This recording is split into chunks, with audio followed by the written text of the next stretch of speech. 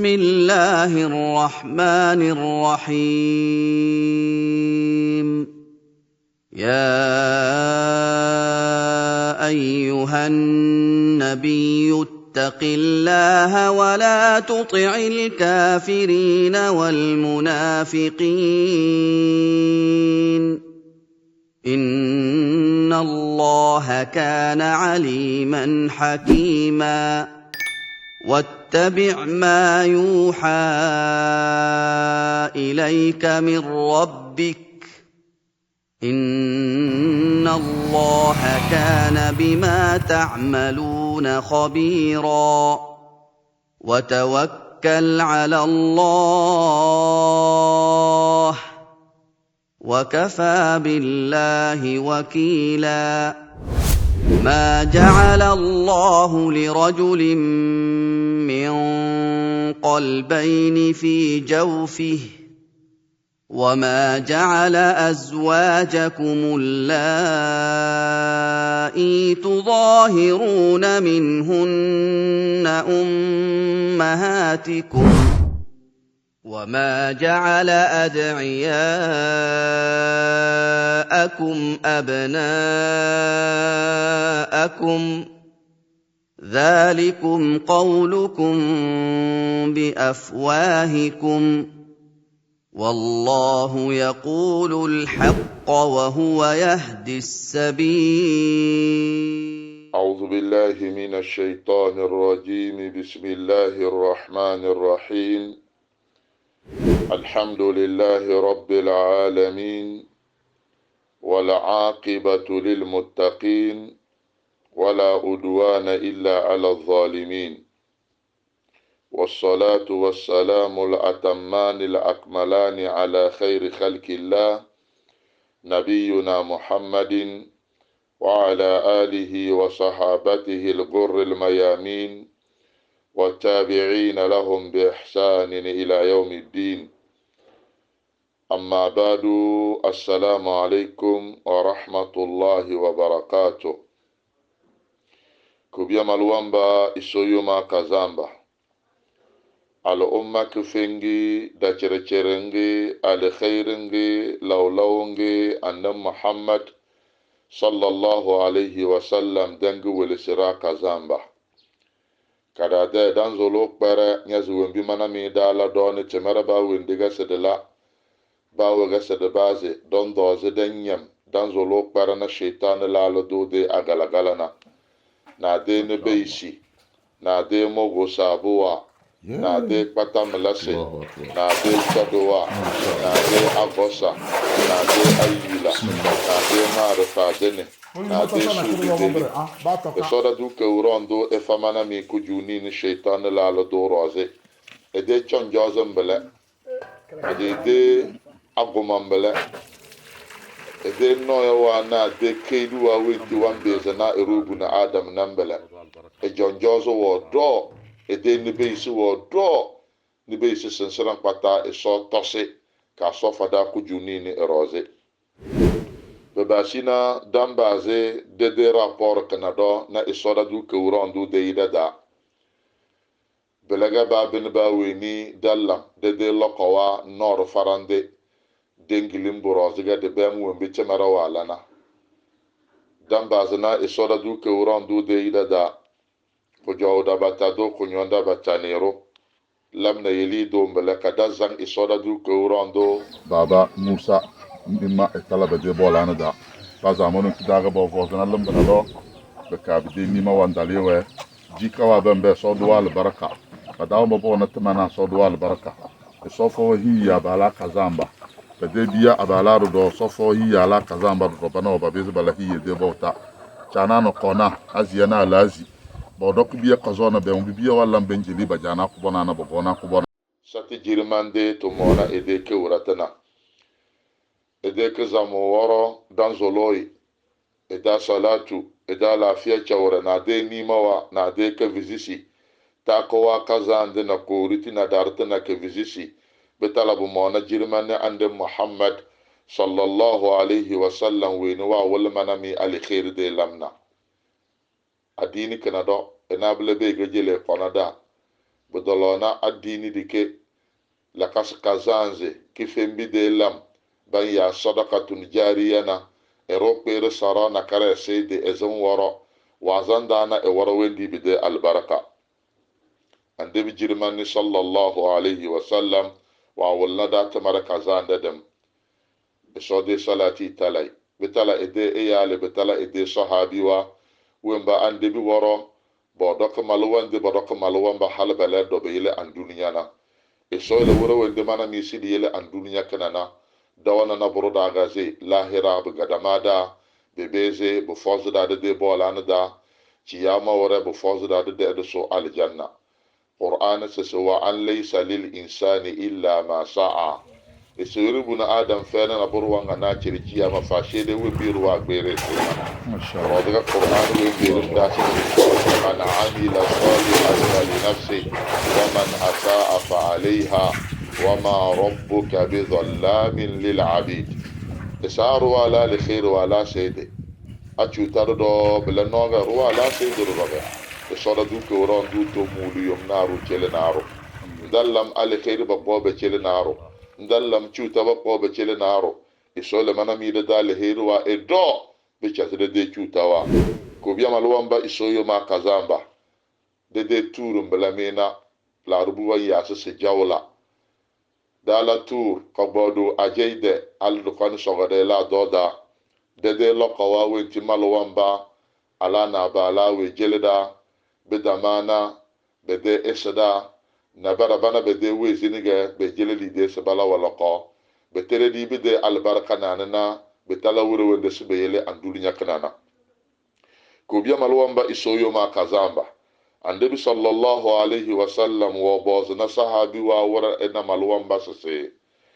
weni sole na ko ede tbd ra edi bore ngabela wa mamachi ande bingene na sa abege nyala ko karnye de dunya wahala kana do ten kun kereri ba na kerfai ngbeze na boron zenya de chereci ya manye de tbd runyenye dine bore ama nyala wahala fifingbada se wahala kana karan pata ndakper na boron zenya de chereci ya ma wedi nya bore biyele womba be nye ballam al khairu wa na sodu da ba zanda de la qawam la binge me bena te gefu na kere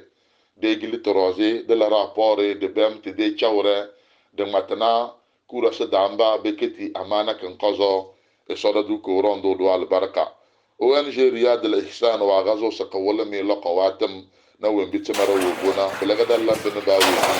aso we di dan li di na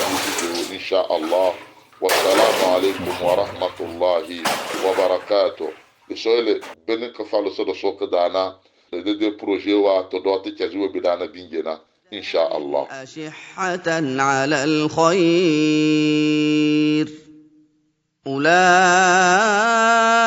أولئك لم يؤمنوا فأحبط الله أعمالهم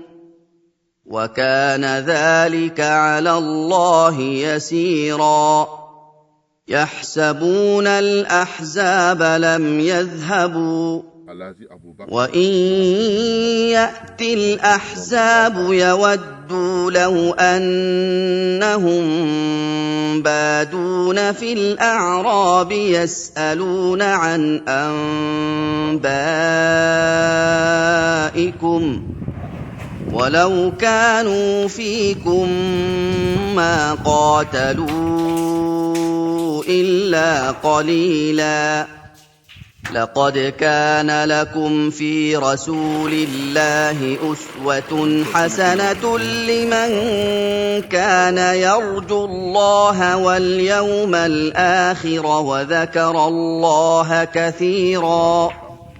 ولما رأى المؤمنون الأحزاب قالوا هذا ما وعدنا الله ورسوله وصدق الله ورسوله وما زادهم إلا إيمانا وتسليما. Au nom d'Allah, le tout miséricordieux, le très miséricordieux. Louange à Allah,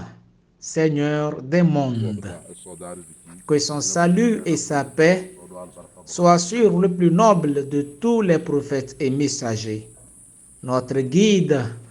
notre maître, celui de qui nous apprenons cette religion,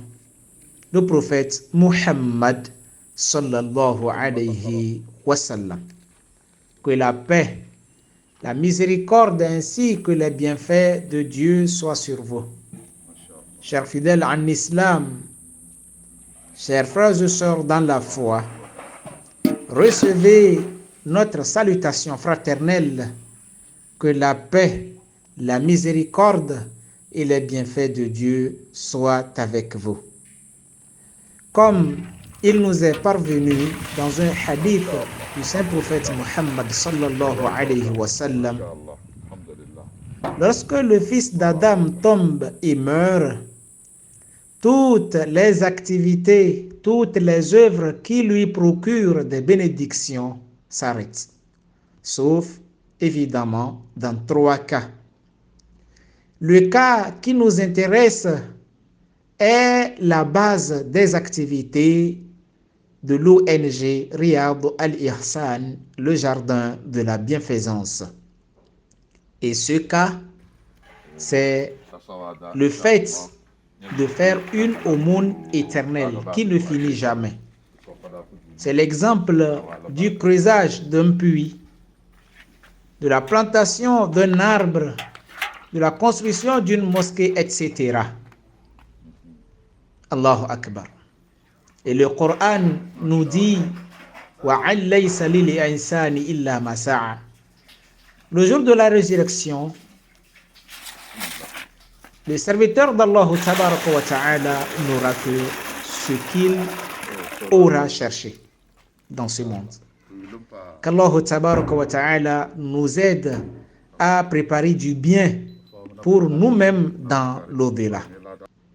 Dans un autre verset coranique, Allah tabaraka wa ta'ala nous dit Man amila salihan fali nafsi. Quiconque fait du bien, eh bien, il ne le fait que pour soi-même. Wa man asa'a fa'alayha. Et quiconque fait du mal ne le fait qu'à son propre détriment. Subhanallah. Qu'Allah tabaraka wa ta'ala nous facilite son adoration et fasse de nous des musulmans sincères et soumis exclusivement à cette adoration. Frères et sœurs en islam, les images que vous découvrez et que vous découvrirez par la suite sont les images de l'inspection des projets réalisés par l'ONG Riyad Al-Ihsan depuis sa création jusqu'aujourd'hui. Et cette mission est celle de l'année 2023-2024. Qu'Allah tabaraka wa ta'ala nous accepte. Puisque nous sommes à la fin de l'année 1445 après Hégire, eh bien, c'est du devoir du président de l'ONG Riyad Al-Ihsan de procéder à cette mission d'inspection. Allahu Akbar. Un jour, le prophète Muhammad sallallahu alayhi wa sallam demanda à ses compagnons: Qui d'entre vous voudrait que ses héritiers gagnent plus que lui? Les prophètes, ils ne parlent pas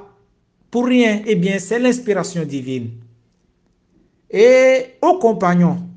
du prophète Muhammad sallallahu alayhi wa sallam de répondre, ils lui ont fait savoir qu'ils étaient étonnés d'une telle question. Comment est-ce que quelqu'un voudrait que ses héritiers gagnent plus que lui? C'est là que le prophète Muhammad sallallahu alayhi wa sallam leur a détaillé ce qu'il voulait leur dire. Il leur dit que, dans ce bas monde, vous êtes là, vous adorez Allah,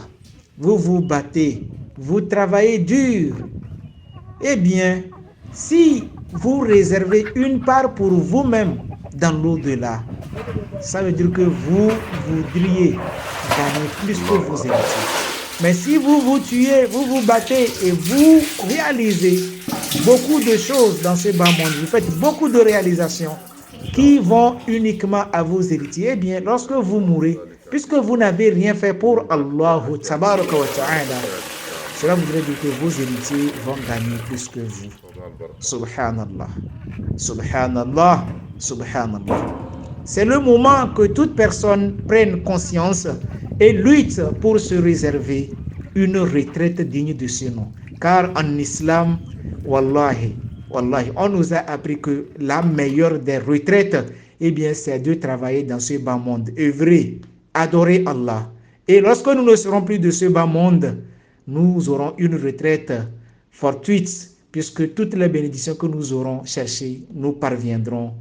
pour l'éternité. Qu'Allah vous bénisse et bénisse l'ONG Riyad al-Ihsan. Wassalamu alaikum wa rahmatullahi wa barakatuh.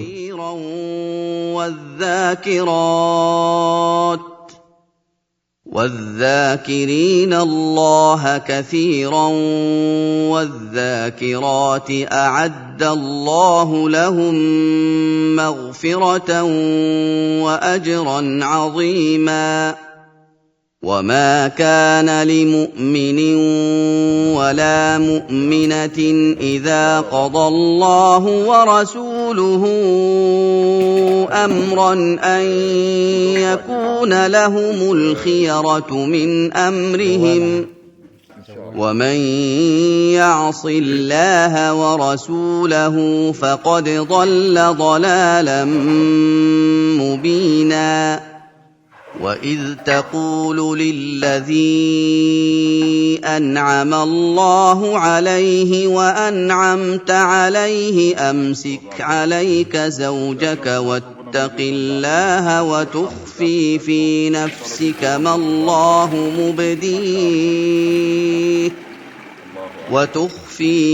نفسك ما الله مبديه وتخشى الناس والله أحق أن تخشاه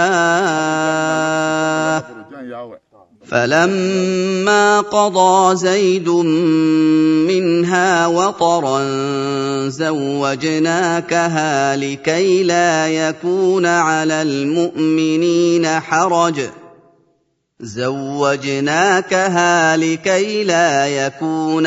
المؤمنين حرج في أزواج أدعيائهم إذا قضوا منهن وطرا وكان أمر الله مفعولا ما كان على النبي من حرج فيما فرض الله له سنة الله في الذين خلوا من قبل وكان أمر الله قدرا مقدورا الذين يبلغون رسالات الله ويخشونه ولا يخشون أحدا إلا الله وكفى بالله حسيبا ما كان محمد أبا أحد من رجالكم ولكن رسول الله وخاتم النبيين وكان الله بكل شيء عليما